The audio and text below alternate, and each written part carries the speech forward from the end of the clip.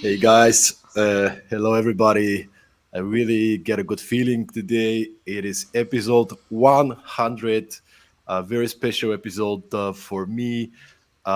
We started this podcast less than 2 years ago when the pandemic happened, and we tried to find different ways how we can support people through the pandemic at this certain moment, and then it's been growing, it's been evolving, and I have a chance to talk to amazing people like my guest today, Anna Liebel. How are you this morning? Good morning, Stayan. I'm really good. It's the first thing that I'm doing in the morning after kicking my kid out to the daycare with my husband. So it's a wonderful start. And congrats on 100 episodes. That's a huge milestone in the podcast world. Thank you so much. It's been a journey, and you're a podcaster yourself, so you know how kind of a how much effort it takes to manage all the communication with guests and to prepare for the episodes, all the post production and all this kind of stuff. But I'm so grateful for my team for being in the background, doing all the work, putting all the effort. So it's been a journey. It's just the beginning, though. I feel like it's just the beginning, 100 episodes. So I'm very, very grateful to have a chance to celebrate this milestone with you this morning. And Anna, why don't you give the audience a little bit of a context about who's here with us this morning? Who is this lady, Anna Liebel? What does she do? What is she excited about? So I usually start with, even before last month, I started with I'm Ukrainian, living in Iceland with a German husband, and I have lived in Sweden. And usually I show that to explain to people that I'm used to being the weirdo in the room. For example, the only girl in the engineering teams, the youngest among the project managers, sometimes the only international person or person with international big background in the room, and those kind of things. So that really is a big part of my identity, that I am used to seeing differently, but also like used to trying to understand what people mean, where they come from, and so on.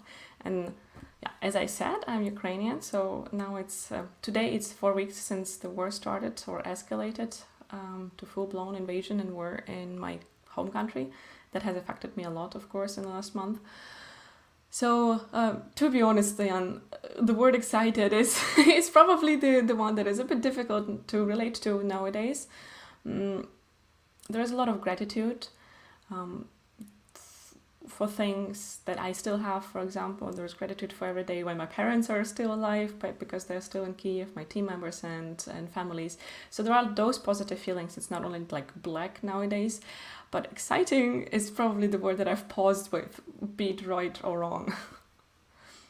And maybe if you can share with us, how has these last 4 weeks been for you in terms of the emotional side of things, and I know you also have a team, and some of the people from your team are also from the area, from the region. Could you maybe share how has it been for you going through these difficult times so far? Thanks for asking. So I am a Mindshifter, and I help my leaders, who are predominantly male leaders, quite often in tech or engineering industries, to be better with self leadership, because that's the foundation of really showing up fully for your team, for your stakeholders, for clients, and whatever. And we talk a lot about them taking care of themselves first. And this month has been a huge trial for me on really walking my talk. A lot of people who follow me, my podcast, or with the masterclasses I do, obviously my clients, they always say like, it's so precious to see someone who actually walks the talks, not just read the book or took a course and repeats that to me. I see how you live by that. And this month has been a challenge, honestly, with that. Because of what you said, the emotional roller coaster of having dear people back there under the bombings, not knowing how I can help them in particular. But it's, and for quite a while, over the first 3 weeks, I was saying that I'm not feeling I just blocked that because there was so much going on that I knew that if I opened that, it would be a Pandora's box, and I would just go in a very dark place, which I didn't have capacity to manage. Now I'm slowly starting opening up that door to really allow myself to feel, and look into my feelings. Before it was just really getting to the doing mode, as long as, I know that it's not the healthiest way to do it in the long run, but sometimes this is those quick fixes, the plaster fixes that we need to actually survive the toughest period and then go back to the norm. So with the feelings, right now, as I said, it's a lot of gratitude for every new day that both I get for every day or every moment when I can hug my husband, because that's not the case for very many Ukrainian families who are broken now. When women with kids are leaving and the men have to stay and defend. So it's a lot of gratitude, a lot of love, a lot of appreciation of being able to stay in touch with my parents, because it's also not been possible for many places where people just don't get in touch for days and weeks. I'm in awe with everyone who have stepped up, companies, individuals, in this past month. It's just amazing to see how people actually can be led by their values. And I'm really talking to people that we should not forget how powerful we are when we just unite, and how every one of us can do something. So this is something that's very important for me to emphasize.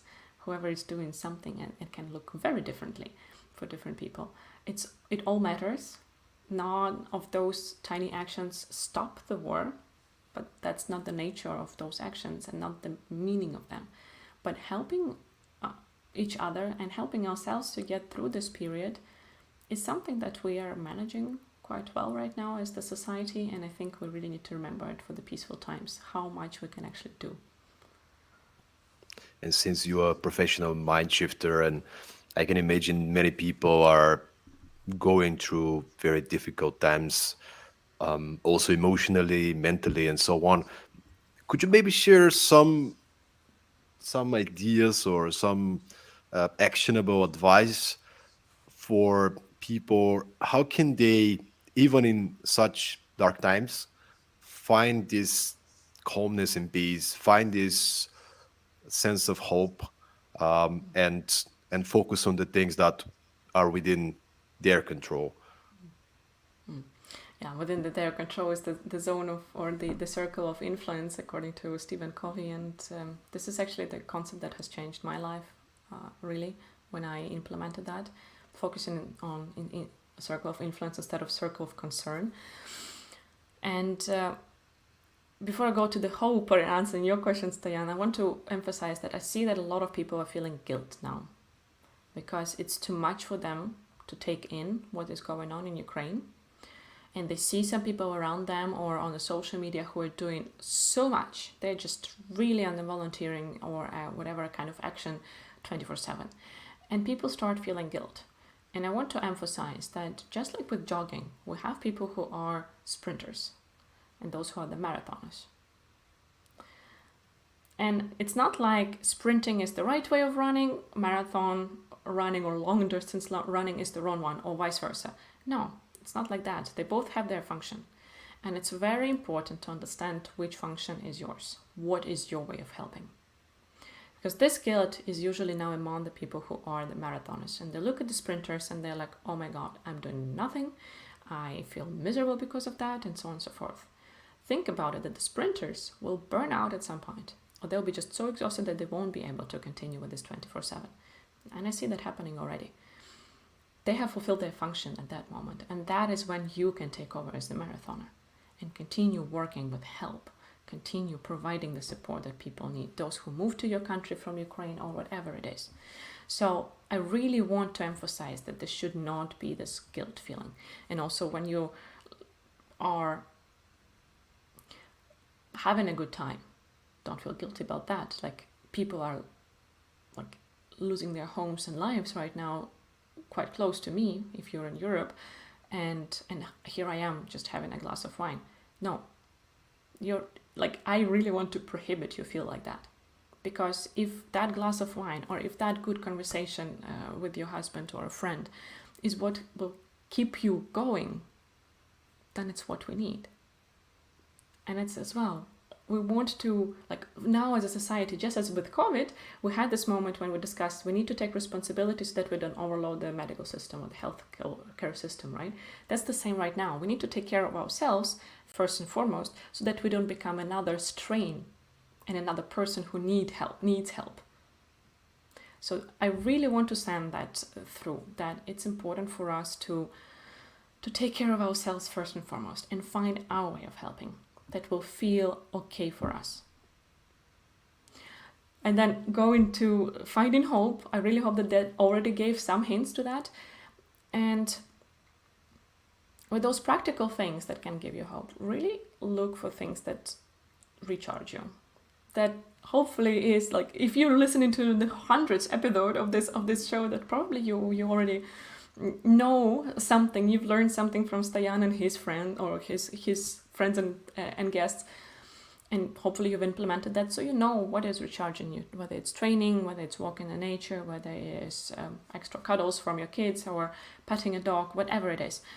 Double down on those things right now. Whenever it feels bad, allow yourself to take a break from whatever makes you feel bad and go into that good space. It's really important to give ourselves permission to do that. Well, thank you so much, Anna, for providing this perspective, and specifically the part about not feeling guilty when you are enjoying yourself, even in these kind of times. And I can imagine many people can be feeling this way, but in a way it's counterproductive, because if you take good care of yourself, then you can be a lot more resourceful to actually do something to help in any way or shape, by donating, by starting a project, by helping refugees, by whatever, right? So thank you so much for sharing this. And we've been planning on this episode prior this whole war happened, and the topic of the episode was around perfectionism, and I actually want to dig into that right now. And We had this very interesting discussion back then when talking about perfectionism. And I was really excited to get you on board and have you to share some insights. You work with many entrepreneurs, many leaders, helping them to find a better relationship with perfectionism. So I just want to start from there. What is perfectionism to you? And is that something that you've personally been struggling with, or is that something that you are helping your customers to deal with? Well, actually, I wanted to ask you, Stajan, about what your definition of perfectionism is. So maybe you can give yours and then we can go into mine. Definition, I'm not sure I can give you a definition. Explain the concept. Try to explain it. Perfectionism is the urge to, I'm improvising on the spot. Perfectionism is the urge to do something at the highest possible manner, something that's flawless, that has no space for improvement. And in my mind, and I think we can have an interesting discussion around it, but in my mind, it could be very damaging. It could be very difficult to deal with, because we we can never achieve perfection. So if we don't have the right relationship with perfectionism, we might always feel like I'm not good enough, or my product is not good enough, or the thing that I did is not good enough because it could be improved, which could lead to, getting back to the main topic of this podcast, the productivity. It could lead to lots of productivity cost. It could lead to lots of stress. So that's one side of how I feel about perfectionism. Yeah, and I agree with you about it. It's a strive to actually reach this flawless state. And I hear that you're saying that there is no thing as perfect. And I actually wanted to Like I usually in this conversation ask this question: have you ever had a situation when you did something or achieved something and you felt like this is perfect, like bingo?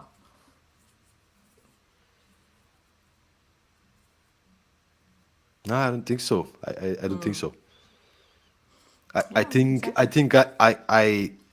I've achieved things, or I had situation that I would say this is absolutely amazing. It was fantastic, Mm. but I wouldn't say perfect because Mm. if I'm very analytical and logical, if I'm honest, there's always more things that could be improved, and I'm okay with it. I'm really okay with it, but I wouldn't say I've achieved perfect. So it sounds like you're already one of those people who have reached this friendship state with perfectionism. But to you, dear viewers and listeners, if you can come up with the idea or with a situation where you felt in the moment that this is perfect, then look at that from now. Is it still perfect? And the Mm. thing is, usually we change our perspective.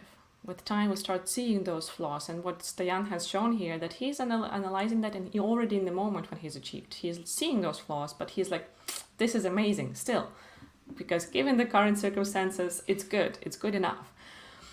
And that's the thing that we, like, inevitably, we reach that point with whatever perfect thing we've done back in the days. And this is to emphasize that this is a bit of this phantom concept that a lot of us are stopped by. Just as you said, Stayan, we are preventing ourselves to act productively, or sometimes we even stop ourselves from trying or from starting something because we only want it to be perfect. But I want you to buy in this idea that it's not never going to be perfect, and even if it's at some point perfect, it's never going to stay perfect. And hopefully that takes away a bit of this overemphasized importance of the perfection, so that it becomes a bit easier to start doing things or to let them be as they are, because this perfectionism or perfection, it's also relative and temporary. So that's one point. Second point, if we go to what perfectionism or how we can actually make it a friend, to me it's really about deciding where perfectionism is good. And perfectionism, as you decide, Stayan, it's about striving for flawless or for amazing state of things. So we're talking about this drive to improve things a little bit further, a little bit longer. So if we decide where we can use that drive and that ambition and drop perfectionism in rest, like in other activities, that is a huge life changer in how you can actually act and use perfectionism as your friend.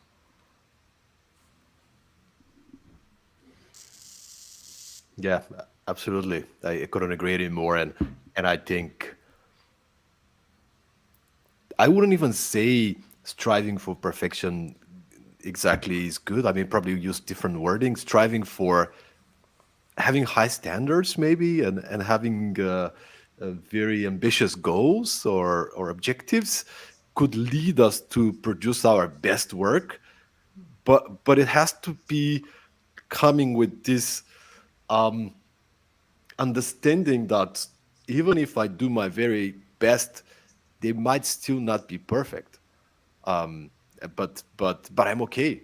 And I think the other thing is and probably we're gonna go there, but to pick your battles.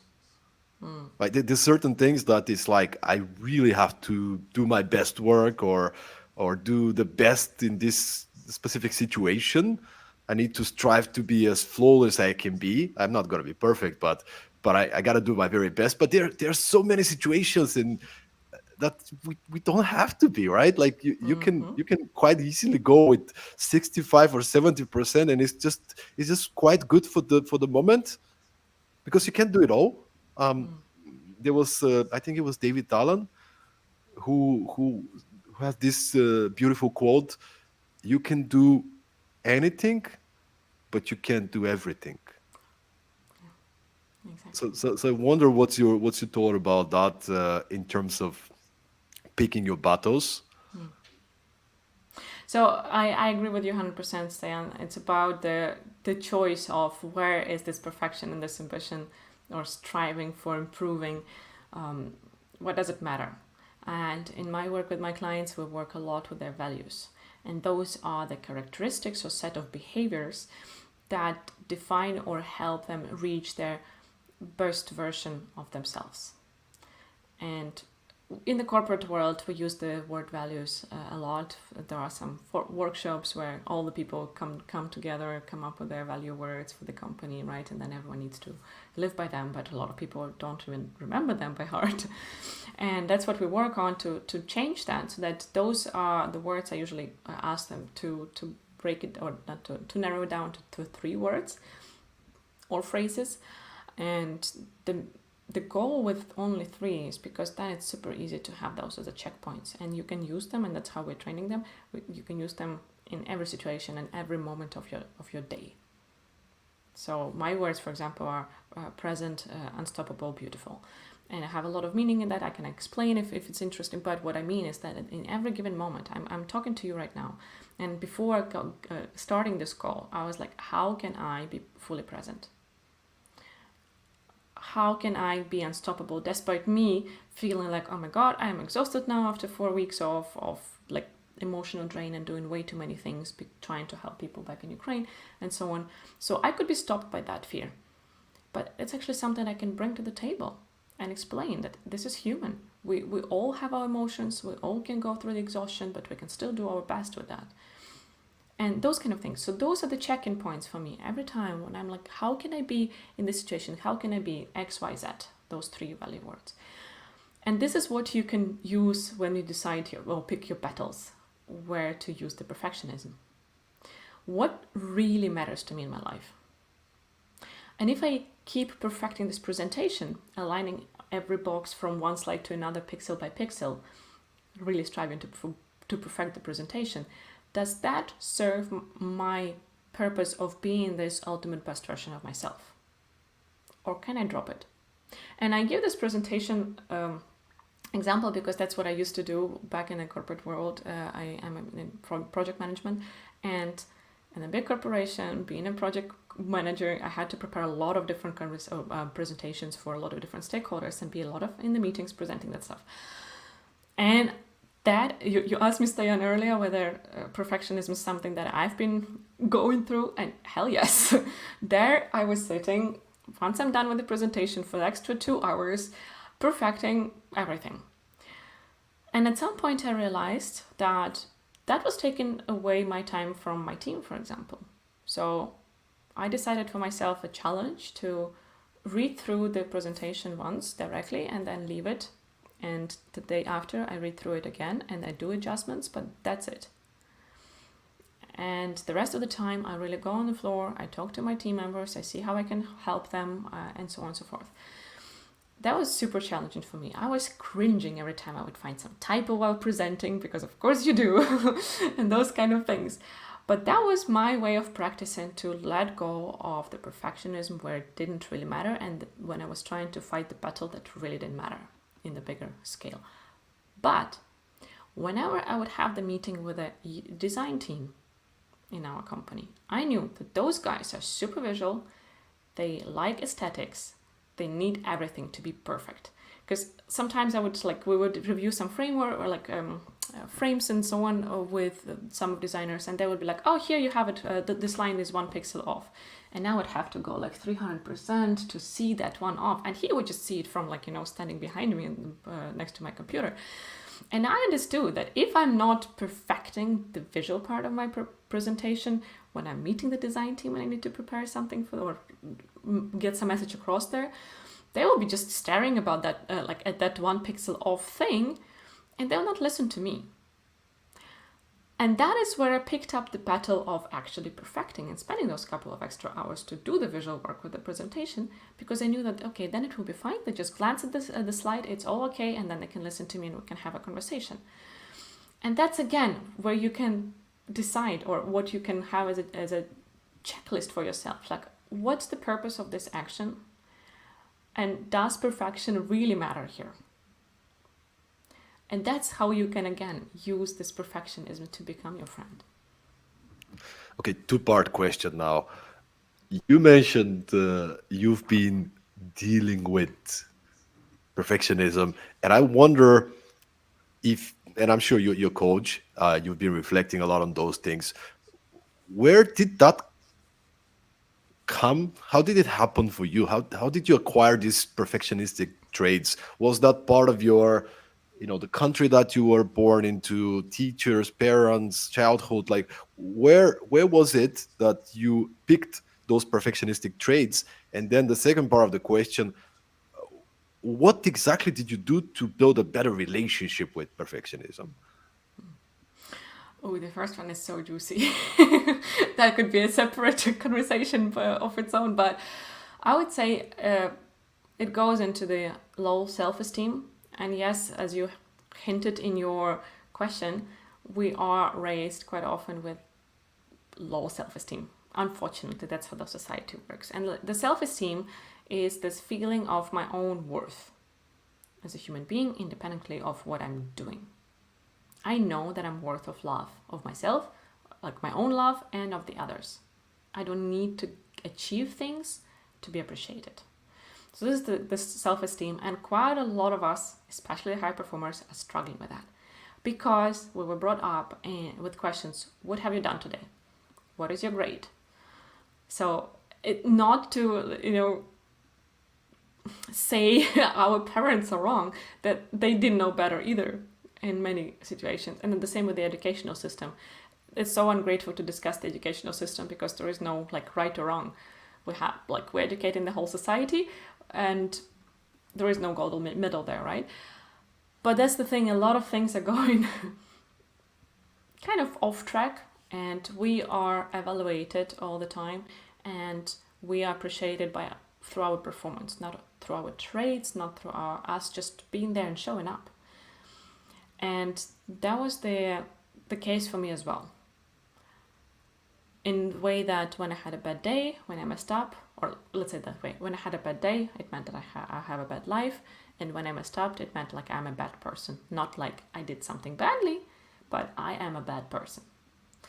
And it took my husband, then boyfriend, quite some time to actually teach me otherwise. And that was the thing, when he would in the evening tell me I love you, and I was like, this was a crap day, and how can you say that? Like, why would you love me? And he was just staring at me like, because. And reflecting as I am, as you said, being a coach, that's the natural trait there.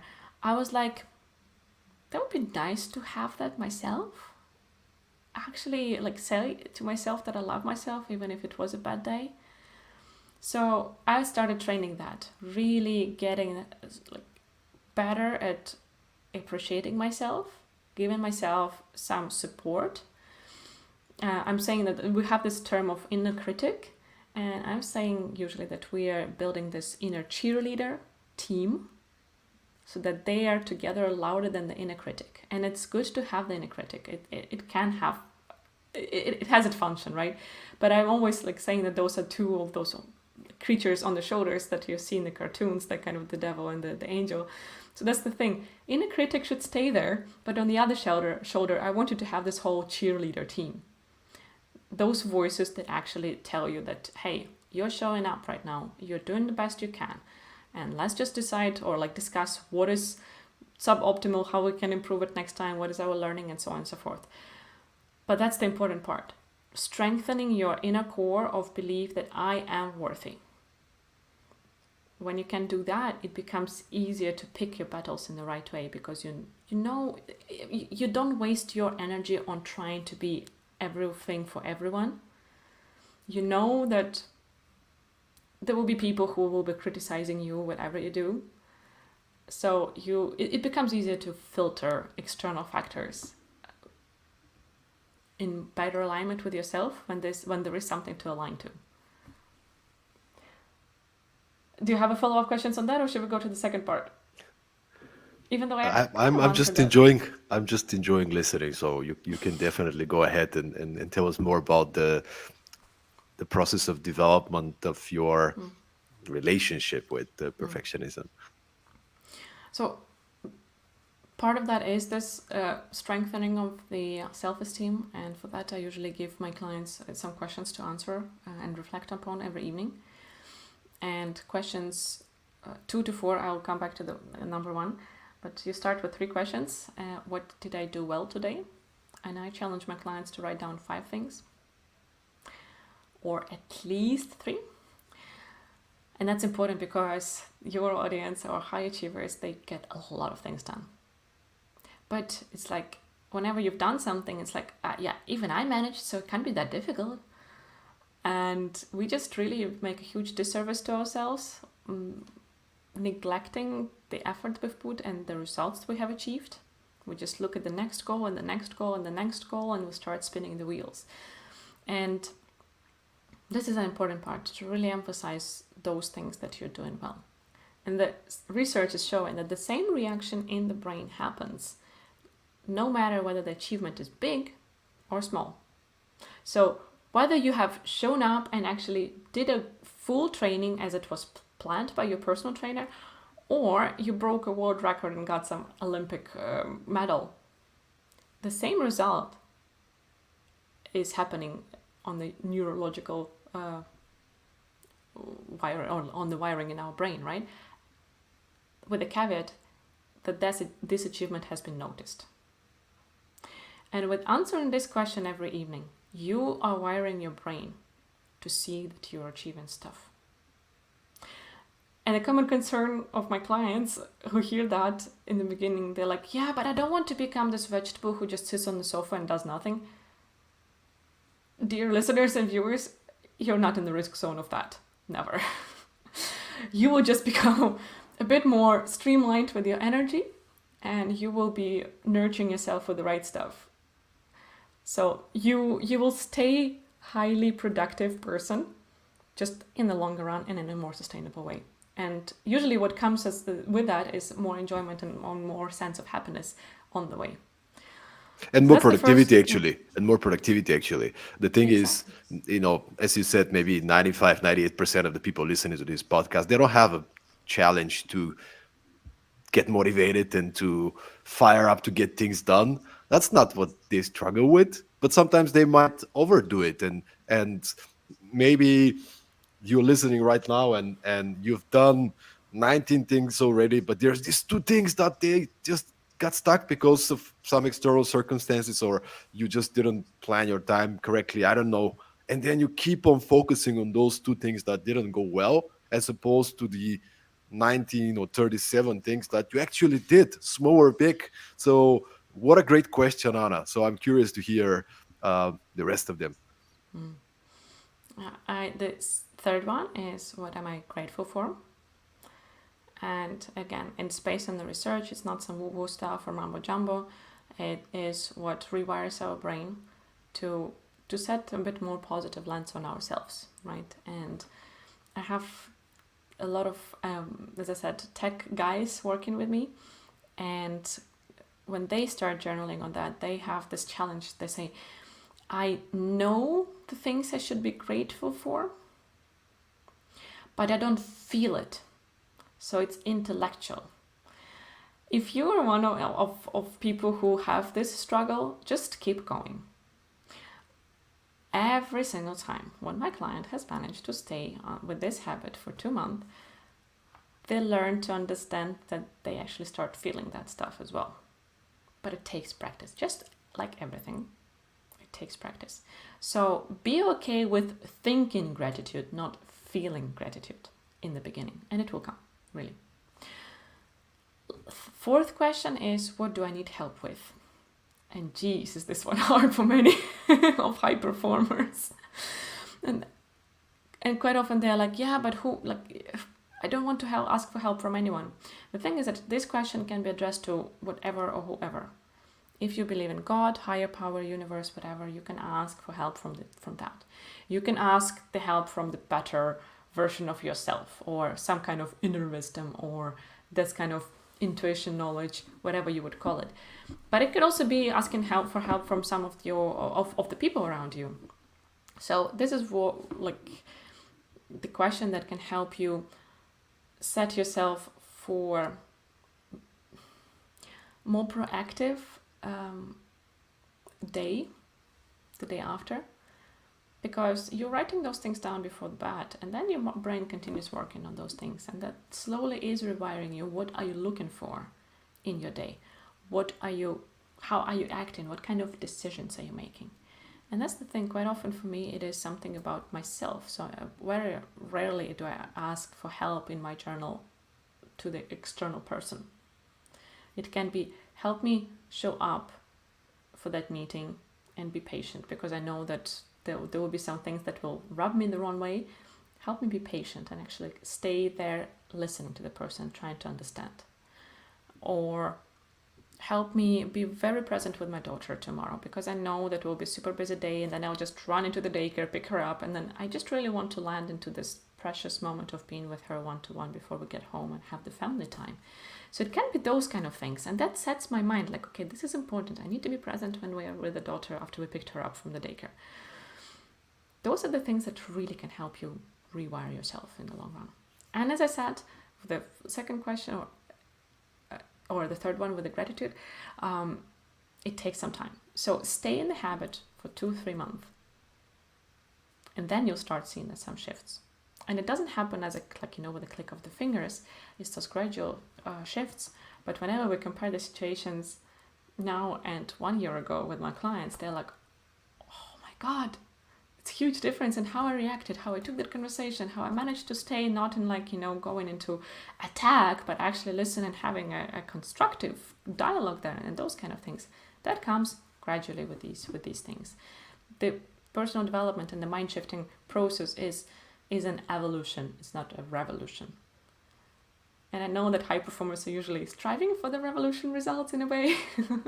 We want to see those quick kicks, but just make it as a challenge for yourself. And going into the perfectionism itself, it's the same here. Deciding some scope. Oh no, wait, sorry, I didn't cover the first question.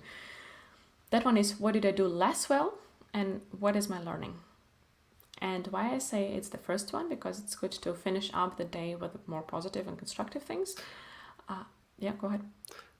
Can you repeat it? What did I do last? The last thing I did well. Less well. Ah, So less, not so well. We don't less want to well. say what did I suck at, or what did I do badly. We don't want to use those words. Again, we're working with our gentle, very smart but very stupid sometimes machine of the brain, of the mind.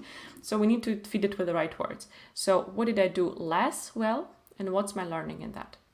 Why am I saying that that's the first question? Because we start with it, and then we go into the feeding our cheerleading team and the gratitude and so on.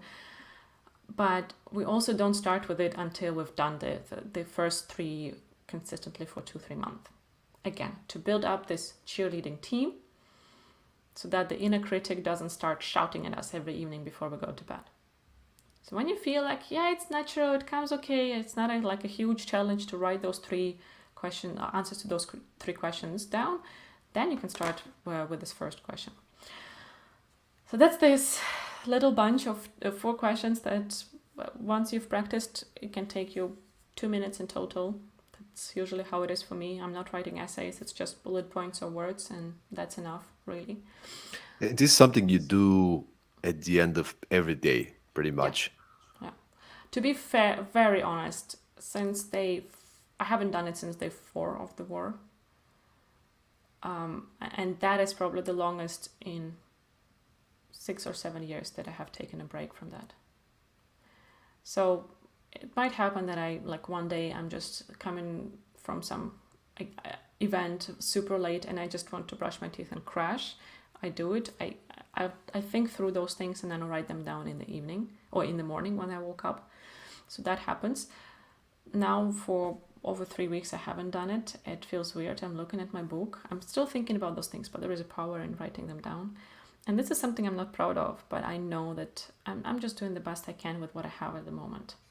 This is again your evolution of having a better relationship with perfectionism, because if you were fully into this perfectionistic trait, you might be beating yourself up for not being perfect in following through with the schedule of answering these questions perfectly well every single day, which would be against what you actually want to achieve. So allowing yourself to not be perfect is actually evolution. I see it in this way. Yeah, yeah, thanks, Diana. That's exactly what it is. And it's this practice of being kind to yourself, not beating yourself up.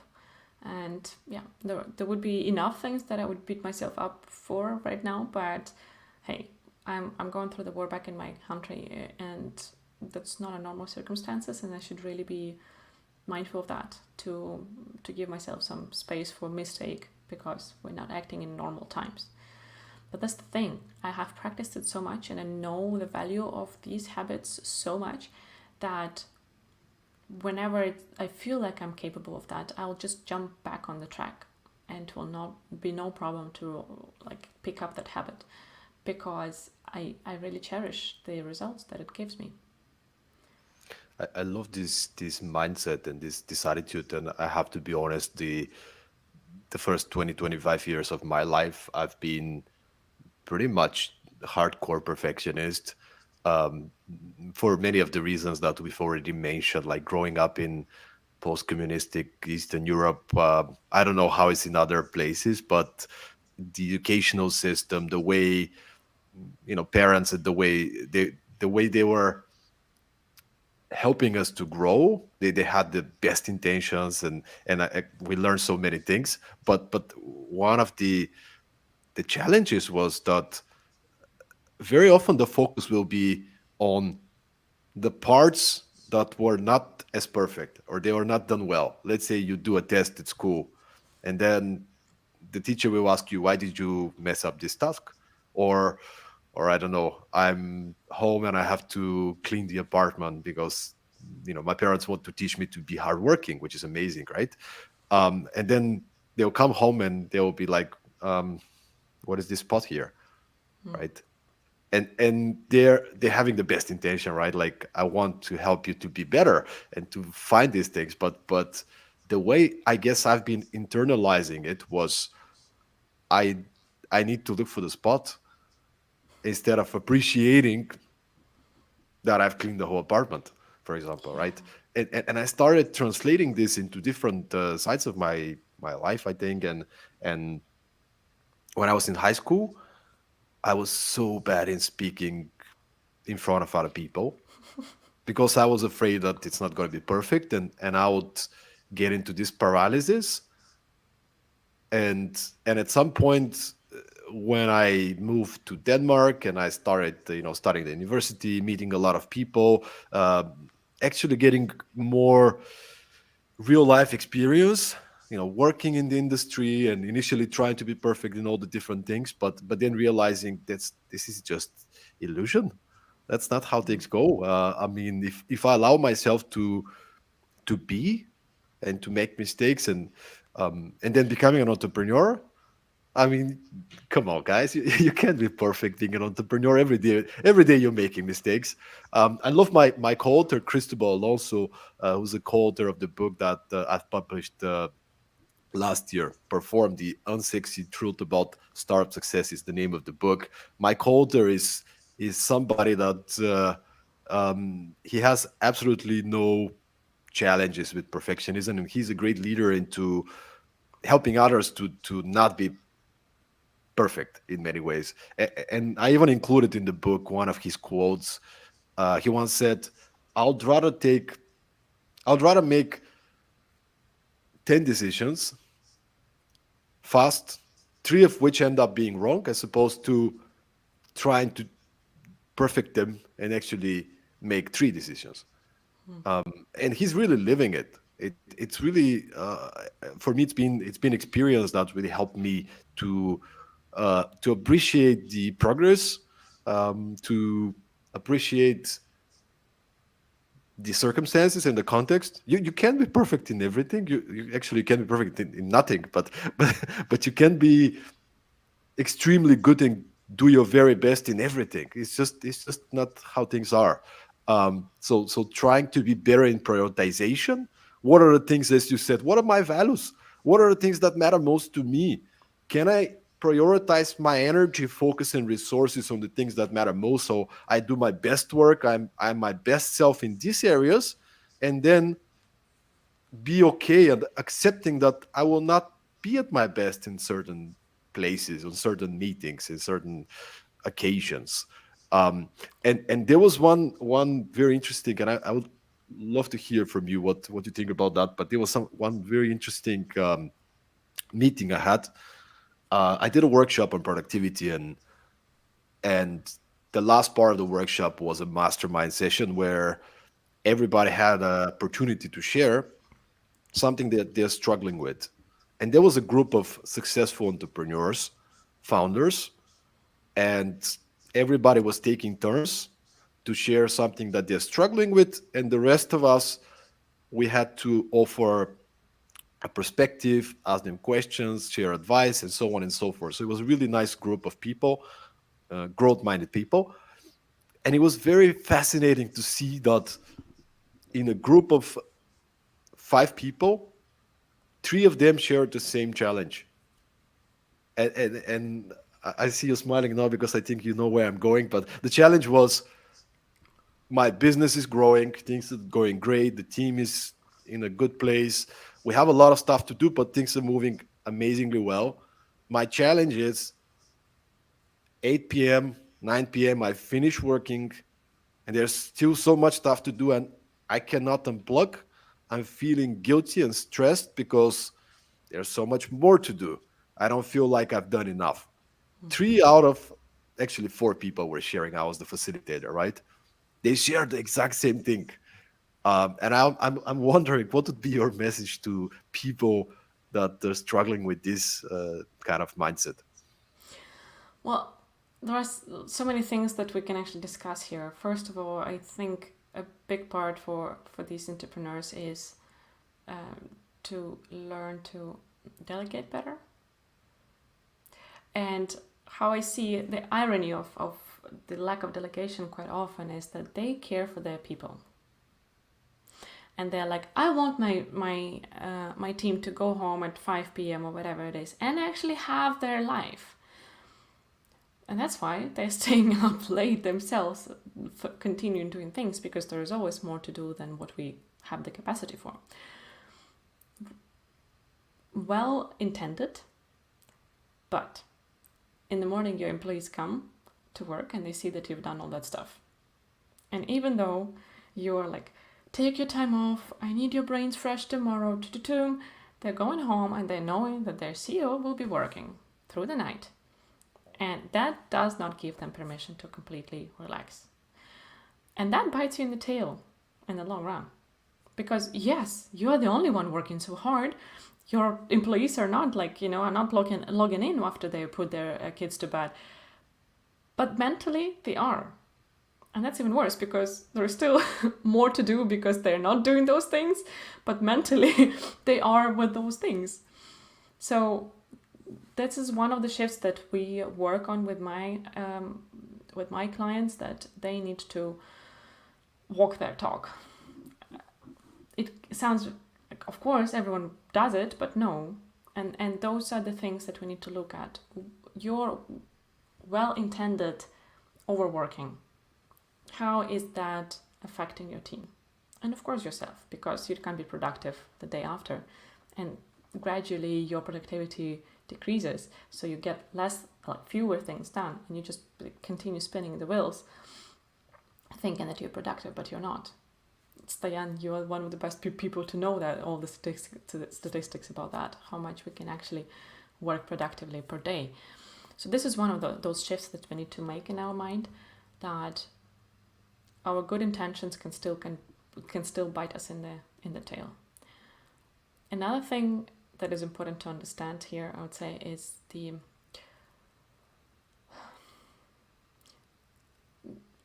clarity. What do we need to do as the business to succeed? Because yes, there are always so many things to do, but some of them are crucial for the business and some are not. It's very tricky, because just as with good ideas and not, so what you said about your co-author, it's the same with directions for the startup to take, for example. you it's scary to double down on one solution instead of continuing working with five, because you don't know which one actually has the best MVP and whatever. But the bravest entrepreneurs and the most successful ones I see are the ones who actually did that step of deciding, we take it as an experiment, we're doubling down on this direction for X amount of time, we see what happens. Yes, in the worst case, it can lead to a company not surviving, but then you're learning. And then the next company can become the unicorn because you have learned and you took those lessons with you. And this is the thing that all the statistics are showing, that most of the unicorn companies, the founders, have some failures behind their back. So never see this failure as something that shows that you're bad at entrepreneurship or whatever it is. No, see it as the super valuable experience on the way to the success. Yeah, I couldn't agree anymore. And just to add something on top of that, I know some of you might be, who are listening right now, might be in a situation that you really have to push it through. Maybe it's early stage and you have this race against time.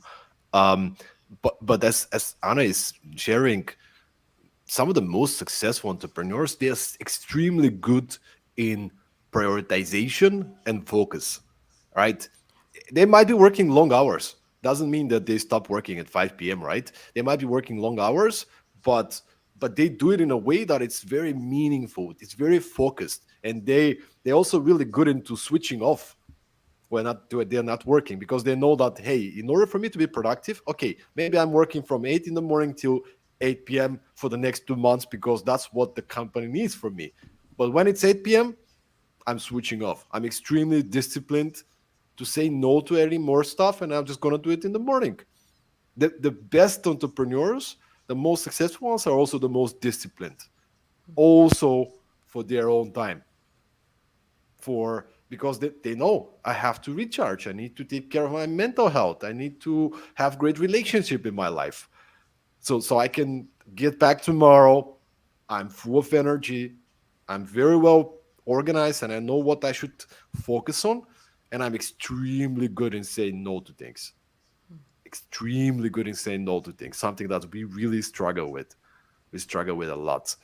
I was reading this article, Anna, before we started the podcast, about the perfectionism slash procrastination loop, and how it could lead to perfectionism can lead us to procrastination and actually not even starting with the things that matter. So I wonder if you can maybe offer some perspective on that one as well. Have you ever felt like procrastinating because of some perfectionistic traits, and what do we do to deal with these kind of feelings? Yeah, that's a great question. That both me and a lot of my clients have gone through that before. And I see it as a challenge of jumping onto Mount Everest from the valley in Nepal in one go. What I mean is that that's how we look at those important tasks, that we feel like, okay, this has a lot of value when I've done it. And that means that we're standing in that valley in Nepal and we're going to climb Mount Everest, and we're looking at the top of the Mount Everest if we're lucky and it's a clear day, and I'm like, I'm never going to be able to jump up there. It's like, hell no, that's not the point. To get to the top of Mount Everest and go down safe and alive, it takes two-month expedition to get to the base camp, to acclimatize, to train some particular things, go higher up, sometimes go back down to get your body rested and so on. And that's how we need to see all those things that are scaring us because of their significance and where we are procrastinating. Don't think about the perfection of like the results, think about the first step. And remember the power of the micro step, this tiny step that is like so small that it's difficult to fail it. Find that first tiny micro step that will start taking you towards that goal. And just last week with one of my coaches, we've gone through those conversations or those situations, and it is a challenge. For her, it's actually one of the two clients, the female clients that I have now, and we were starting breaking down the task that we've discussed the week before, that she has moved forward with in the weekend since that session. And I was like, okay, so what was the trick there? Like, how did you manage to get it going? And actually, you had done it. Like, you were afraid that it will just, last for several months, that task. But here we go, 1 week later, and you actually done it already. And she was like, well, I just stopped thinking and planning and I started doing it. And I was like, yeah. And I wrote in the notes, just do it, with a smiley. Like, that phrase is so overused, but we just need to use it a bit more mindfully sometimes, because that is the thing. Just taking this first micro step, and then you become like, okay, I already got some kind of momentum. I see the result of that one, and that just gets you going and continue going. Absolutely. I've been on the road for 3 weeks and I came back a couple of days ago. And because I was doing many workshops, individual sessions with founders and so on, I was really busy with delivering. So I didn't have much time to take care of day-to-day communications, following on emails, sending offers, like all these kind of things. And then I came back and I picked a cold, right? So I'm not in my best physical state. And I had this huge amount of things, and my mind initially is like kind of stressing out, right? But I've been going through this for many times, right? So it's like, hey, take it easy, make a list of everything you need to do, get it out of your head, make a big list. All right, I'm already feeling better just by putting things on a piece of paper, or in my case, it's a spreadsheet. I'm a spreadsheet kind of person. So I put it all on the spreadsheet, and I'm like, okay, um, where do I start? I mean, there's 45 things, right? And that's something that people get stuck with. Where do I start? I mean, pick one. Seriously. Like, is there something that needs to be delivered by the end of the day? Something super urgent? All right, let me prioritize the super urgent ones, get them out of the way so I don't stress about it. But then there's 43 other things that I need to do.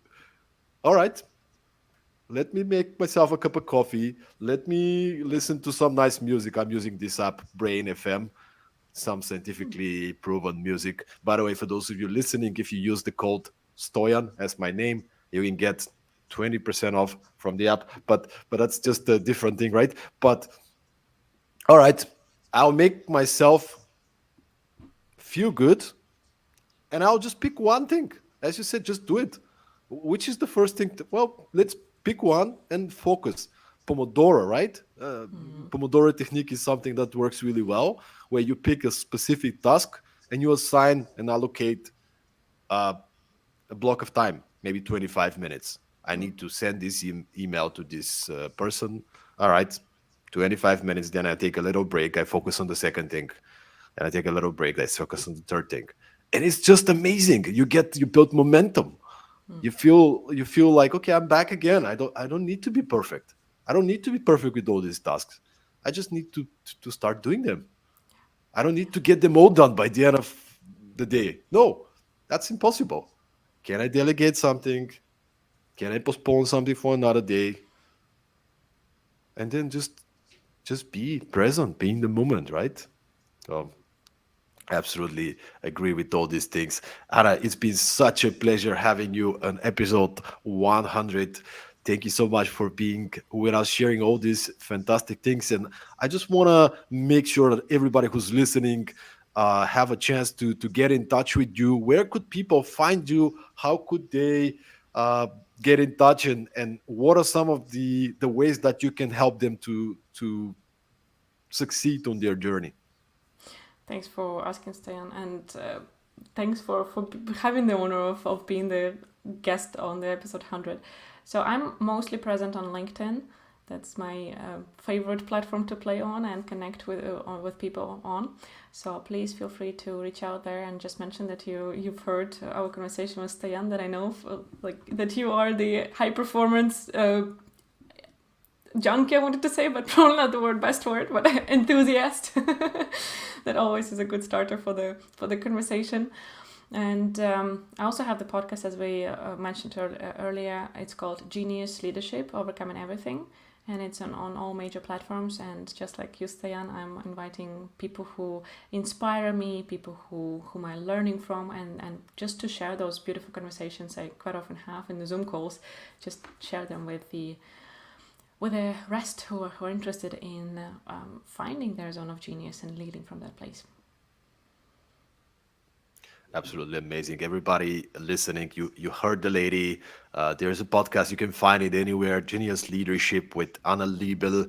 Make sure to reach out to her, send her your comments and your key takeaways from the episode. I'm sure she'll be happy to hear that. And if you're looking for an exceptional coach to lead you on a journey, she might just be the right person to be your guide, to be your coach. So make sure to get in touch with Anna. And once again, thank you so much for being with us.